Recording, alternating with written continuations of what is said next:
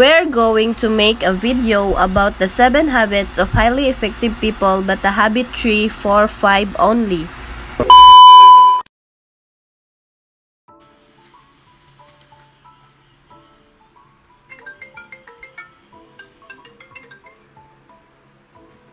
Hello, sir. Hello nyo, gala tayo.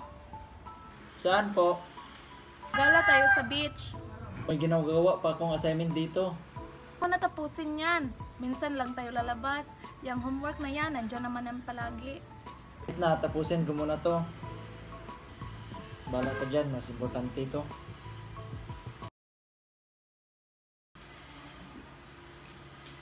Ay, salamat, natapos na din. Ito ay nagpapakita na nagbibigay diin sa pagpapahalaga sa mga importanteng gawain kaysa sa mga mabilisan o agarang gawain.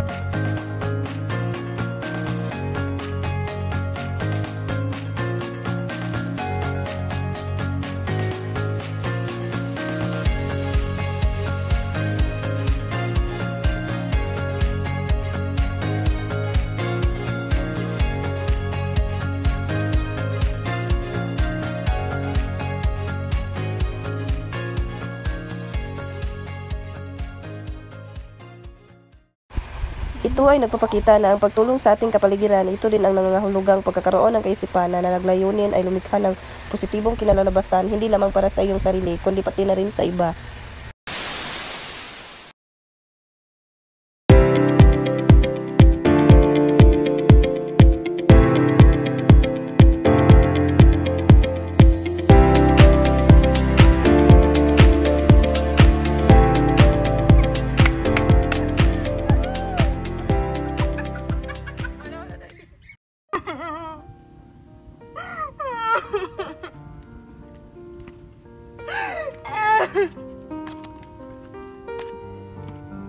Anong nangyari sa'yo?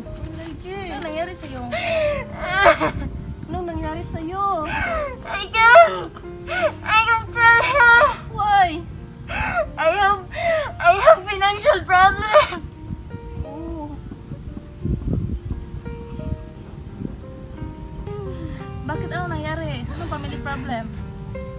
Kasi sabi ng mga magulang ko, papahintuin niya ako ng pag-aaral. Kasi hindi kami makabayad sa tuition.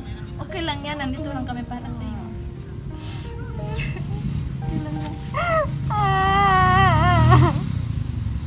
Ang habit na ito ay nagbibigay diin sa kahalagahan ng aktibong pakikinig at empatiya bago magsalita o subukang ipahayag ang sariling pananaw.